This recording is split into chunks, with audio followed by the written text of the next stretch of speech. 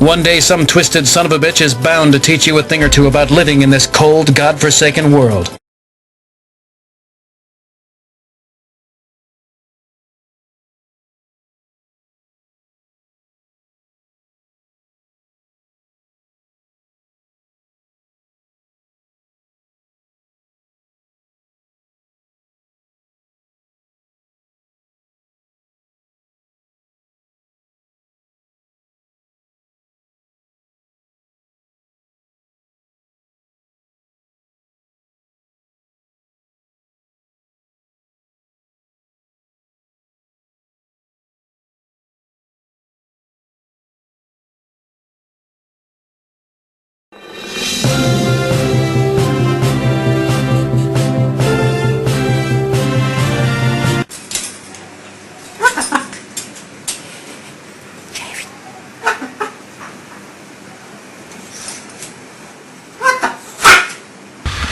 I could so use a brain transplant right now.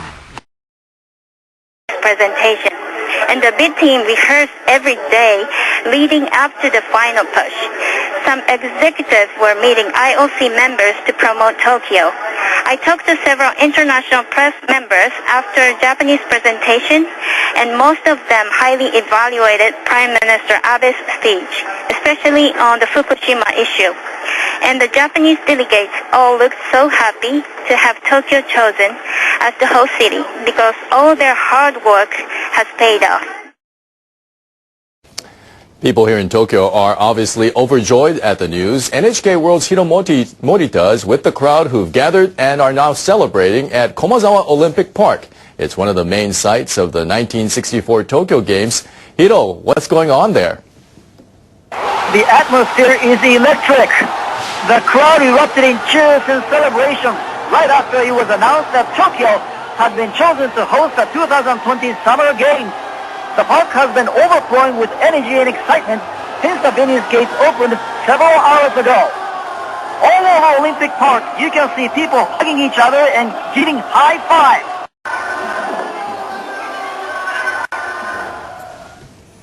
NHK World's Miki Ebara joins us. She has been covering the IOC vote. Miki, the results, Tokyo 60 votes, Istanbul 36. That's a big win, isn't it? It is a big win. In the first round, we learned just now that Tokyo received 42, whereas the other cities had 26 each, so it was a tie. The final round was, as you said, 60 to 36. Tokyo was supported by an overwhelming majority.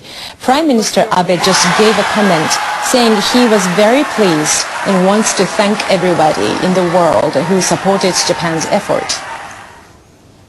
Was it a surprise, you think? I think it was a surprise to even many supporters in Japan. We saw members of Tokyo Bid Committee just now, in the video from Buenos Aires. They were crying. Tokyo's bid was overshadowed by the crisis of Fukushima Daiichi nuclear power plant. Prime Minister Abe had to assure that it has not and will never do any damage to Tokyo in the last presentation. First your ass is backed up, now the toilet's backed up, and if you're not going to have the right attitude about it, fuck it, I'll just shit on you. So yes, it was a surprise, but good surprise for those who supported. Thank you very much, everybody. So will it lift the spirits of many Japanese people? Perhaps not the whole population of Japan, but considerable amount of people, because Japan's had series of bad news for a long time. Recovery of the economy has been very slow. We're losing young population. Basically, the Japanese have lost confidence in themselves. Then the earthquake and tsunami happened, which devastated the vast area of Japan in 2011. So they hope that this winning the bid will lift up the spirit of many.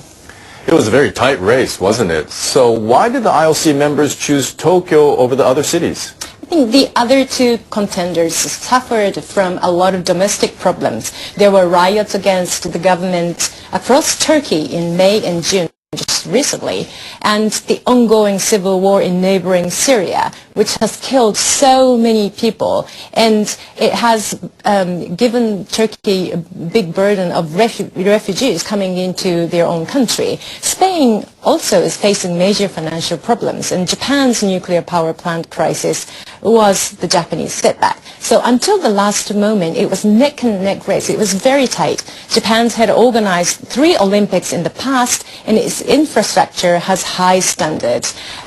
Japanese officials pleaded that hosting the games would give us back the confidence that we lost, and also beneficial to those affected areas that suffered so much damage. So that message was well received. We have 7 years to go before the games, so what are the challenges that need to be tackled now? I think for Abe administration that backed Tokyo's bid, even if they manage to play down the nuclear crisis, it still remains as one of the biggest challenges that Japan has. We know the whole world is watching how the Japanese government is going to deal with it.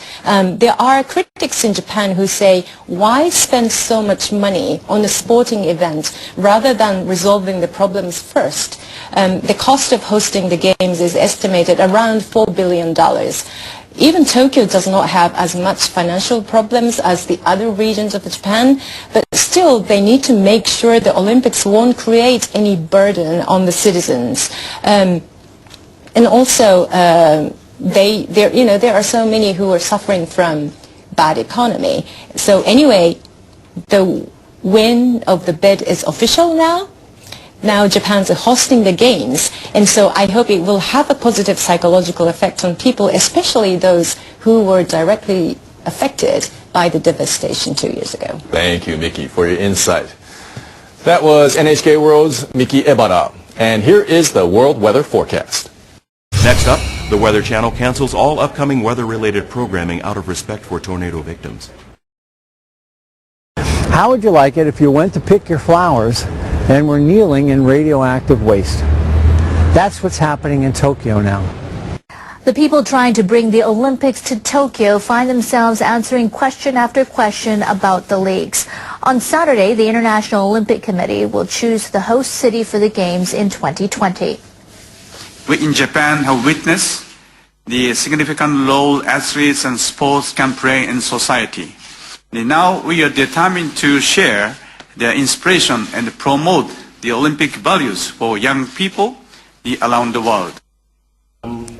Members of the Tokyo Big Committee held a news conference in Buenos Aires ahead of the IOC meeting. Reporters asked 6 questions. 4 of them were about the safety of Tokyo. Situation in Fukushima Radiation. I'd like to assure you that there is no risk like the one you might imagine in Tokyo.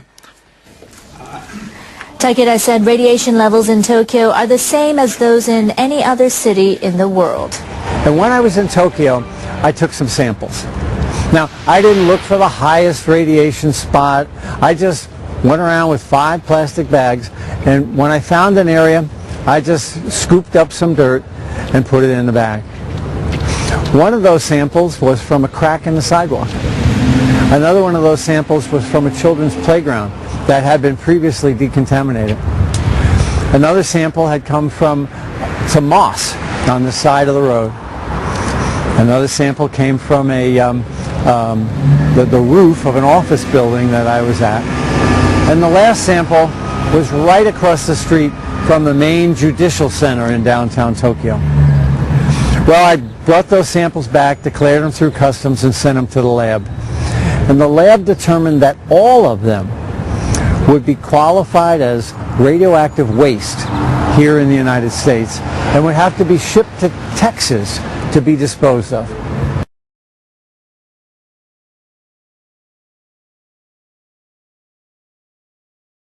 For the Japanese government recently admitted that some 300 tons of radioactive water have leaked into the ocean.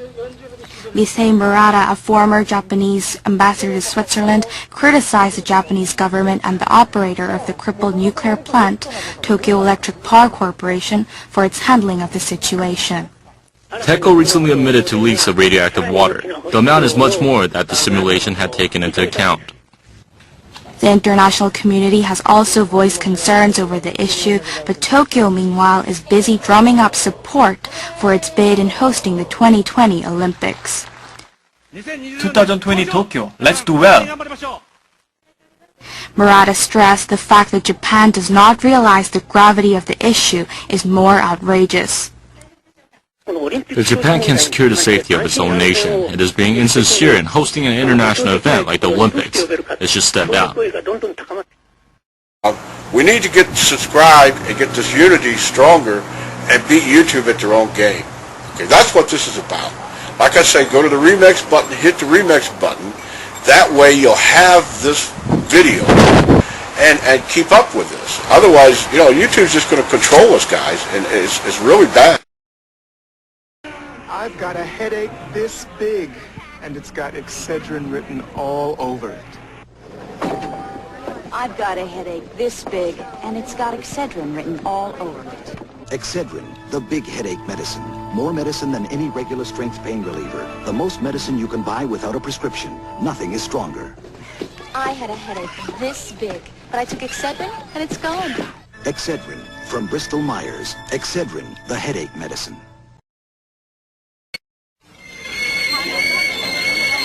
How much tougher can life get? Interest rates, mortgages, my husband and I both working so hard and just keeping up the pressure can give me an awful headache. Life got tougher, and we got stronger. Extra strength Excedrin, with the two most powerful pain relievers you can buy, plus a third ingredient to give you unsurpassed headache relief. I'm glad there's Excedrin to get rid of my headache. Extra strength Excedrin, capsules and tablets. Life got tougher, and we got stronger.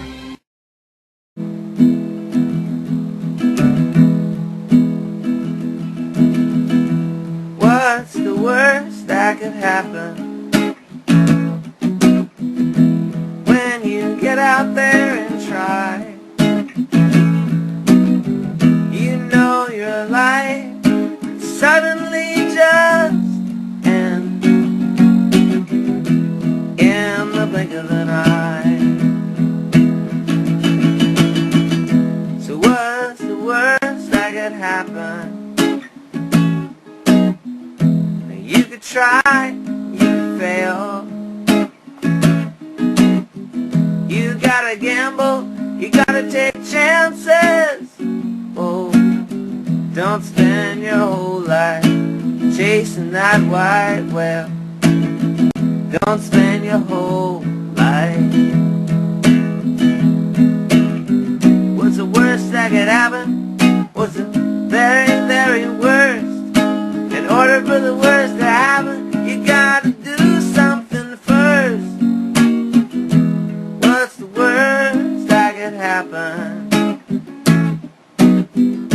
So you end up all alone, out on the street, sleeping on a mattress, a complete unknown.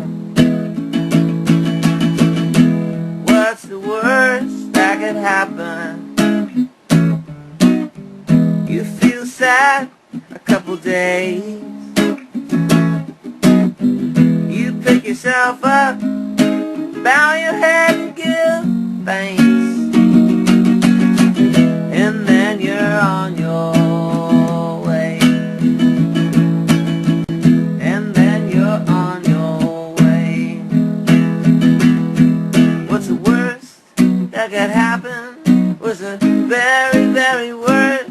In order for the worst to happen, you gotta just do something first.